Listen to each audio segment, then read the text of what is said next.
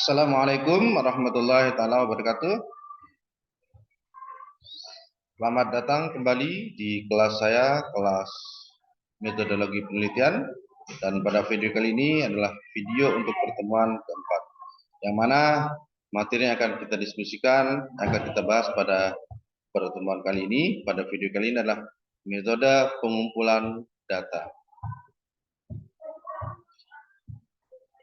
Data merupakan salah satu komponen yang penting dalam sebuah penelitian. Karena tanpa data, maka peneliti tidak akan bisa mengkaji penelitiannya dengan baik.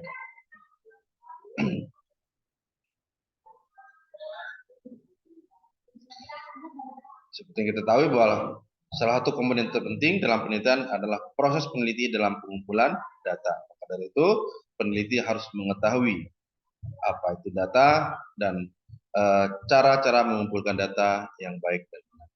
Kesalahan yang sering dilakukan dalam proses pengumpulan data, akan membuat proses analisis menjadi sulit, sehingga nanti hasil dan kesimpulan yang akan didapat pun akan menjadi rancu.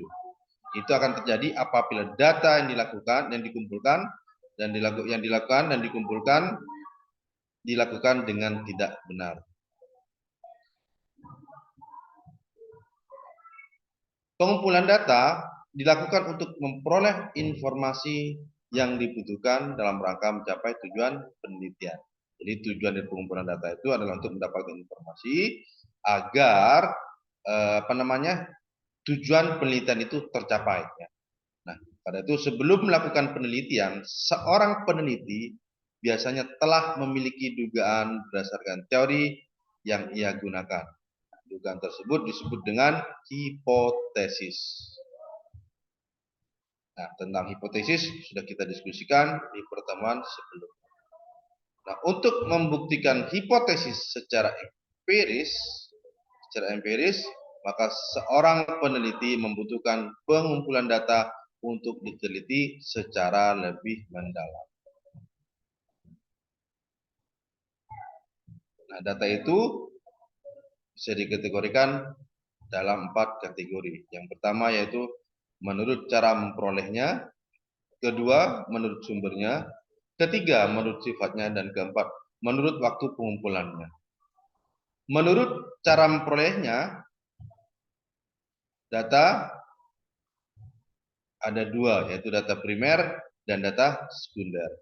Nah, data primer ini menurut Nur Indrianto dan Bambang Supono dalam buku ini diterbitkan 2013 halaman 142, data primer merupakan sumber data penelitian yang diperoleh langsung dari sumber aslinya, tidak melalui perantara, tapi langsung dari sumber aslinya. Contoh data primer adalah data yang diperoleh dari hasil responden melalui kuesioner dan juga dari hasil wawancara peneliti dengan narasumber, jadi langsung pada sumber aslinya, ya, tidak melalui perantara. Nah, sedangkan data sekunder adalah berbagai informasi yang telah ada yang digunakan untuk melengkapi kebutuhan data penelitian. Biasanya data-data ini berupa grafik, diagram maupun label dari sebuah informasi, ya. Nah, data sekunder itu adalah data yang sudah disusun dan diolah dengan metode statistik. Biasanya data ini tidak bisa menjadi patokan dalam menentukan kualitas sebuah penelitian dan hanya menjadi data pelengkap dan data primer. Sedangkan menurut sumber-sumbernya, data itu ada dua, data internal dan data eksternal. Data internal itu adalah data yang menggambarkan keadaan atau kegiatan di dalam sebuah organisasi.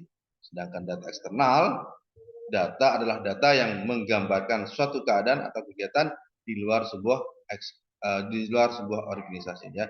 Kalau internal di dalam sebuah organisasi, kalau eksternal di luar. Nah, berikutnya adalah menurut sifatnya. Menurut sifatnya data ada dua, yaitu kuantitatif dan data kualitatif. Data kuantitatif yaitu data yang berbentuk angka pasti, numerik, ya. Sedangkan data kualitatif yaitu data yang bukan berbentuk angka, non numerik. Menurut sifatnya ini, data kuantitatif adalah jenis data yang dapat diukur atau measurable ataupun dihitung secara langsung sebagai variabel angka atau bilangan. Variabel dalam ilmu statistika adalah atribut, karakteristik atau ukuran yang mendeskripsikan suatu kasus atau objek penelitian.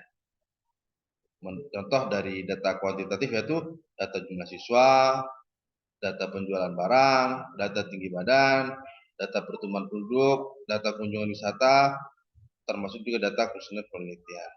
Nah, kemudian masih tetap sifatnya itu data kualitatif.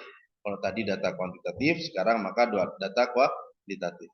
Data kualitatif adalah data yang lagi data kualitatif adalah data dari penjelasan kata verbal tidak dapat dianalisis.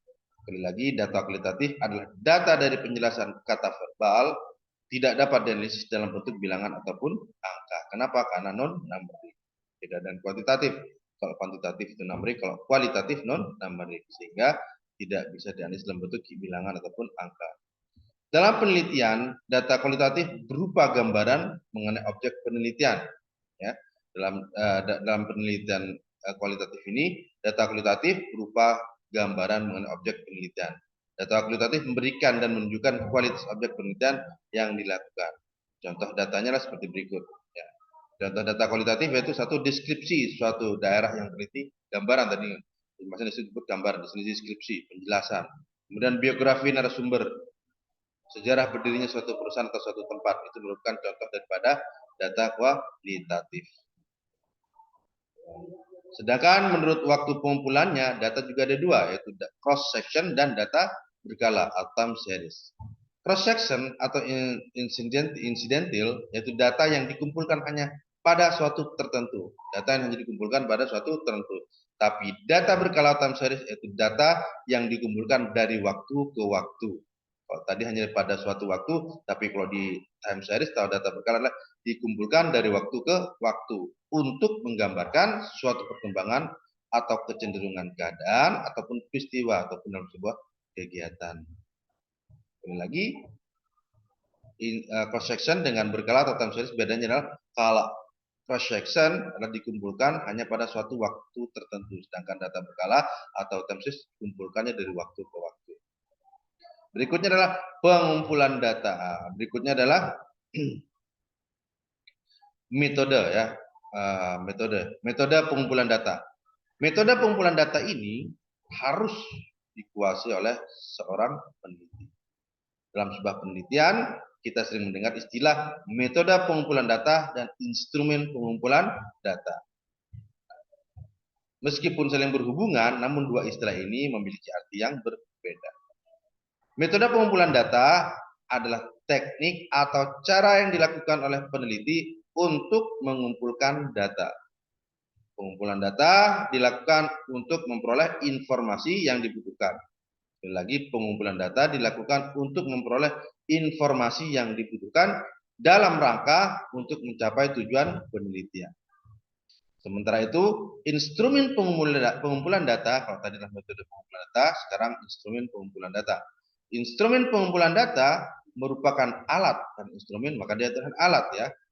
Instrumen pengumpulan data merupakan alat yang digunakan untuk mengumpulkan data. Karena berupa alat, maka instrumen pengumpulan data, maka instrumen pengumpulan data berupa checklist, kuesioner, pedoman wawancara, hingga kamera untuk foto ataupun suatu handphone atau apapun yang bisa digunakan untuk merekam gambar. Itu bisa sebagai instrumen pengumpulan data. Nah, metode pengumpulan data yang biasa digunakan dalam penelitian ada 4 ya. 1 wawancara, 2 observasi, 3 angket atau kuesioner, 4 studi dokumen. Metode pengumpulan data berupa dalam bentuk wawancara yaitu adalah teknik pengumpulan data yang dilakukan melalui tatap muka dan tanya jawab langsung antara peneliti dan narasumber. Itu wawancara ya, tanya langsung antara peneliti dan narasumber menggunakan tatap muka ya. Saat ini bahkan bisa tetap langsung via online pun bisa dikatakan seperti itu. Karena saat ini sudah zamannya digital, maka tidak selamanya wawancara itu langsung bertatap muka di tempat yang sama, tapi menggunakan online pun itu bisa dikatakan tatap muka, misalnya video call atau Zoom meeting, Google Meet dan sebagainya, itu bisa dikatakan sudah wawancara yang bertatap muka antara peneliti dan narasumber bertatap muka secara langsung. Kemudian pengumpulan data yang berikutnya, kedua adalah observasi. Nah, observasi adalah metode pengumpulan data yang kompleks karena melibatkan berbagai faktor dalam pelaksanaan. Metode pengumpulan data observasi tidak hanya mengukur sikap dari responden, namun juga dapat digunakan untuk merekam berbagai fenomena yang terjadi. Teknik ini, teknik pengumpulan data observasi, cocok digunakan untuk meneliti yang bertujuan untuk mempelajari perilaku manusia, proses kerja, dan gejala-gejala. Metode ini juga tepat dilakukan pada responden yang kuantitasnya tidak terlalu besar. Kemudian yang ketiga adalah pengumpulan data yang ketiga adalah angket atau kuesioner. Kuesioner merupakan metode pengumpulan data yang dilakukan dengan cara memberi seperangkat pertanyaan atau pernyataan tertulis kepada responden untuk dijawab oleh responden. Nah, kuesioner merupakan metode pengumpulan data yang lebih efisien bila peneliti telah mengetahui dengan pasti variabel yang akan diukur dan tahu apa yang diharapkan dari responden. Selain itu, kuesioner juga cocok digunakan bila jumlah responden cukup besar dan tersebar di wilayah yang luas. Yang keempat adalah pengumpulan data dalam bentuk study dokumen, ya. Pengumpulan data dalam bentuk study dokumen. Ini pengumpulan data yang keempat. Pengumpulan data dalam bentuk study dokumen. Study dokumen adalah metode pengumpulan data yang tidak ditujukan langsung kepada subjek penelitian. Study dokumen adalah jenis pengumpulan data yang meneliti berbagai macam dokumen yang berguna untuk bahan analisis. Oke, semuanya, sampai di sini saja dulu penjelasan dari saya tentang metode pengumpulan data. Mudah-mudahan bermanfaat, mudah-mudahan bisa pahami dan bisa dimengerti. Sekian dari saya. Assalamualaikum warahmatullahi taala wabarakatuh. Sampai jumpa di video berikutnya.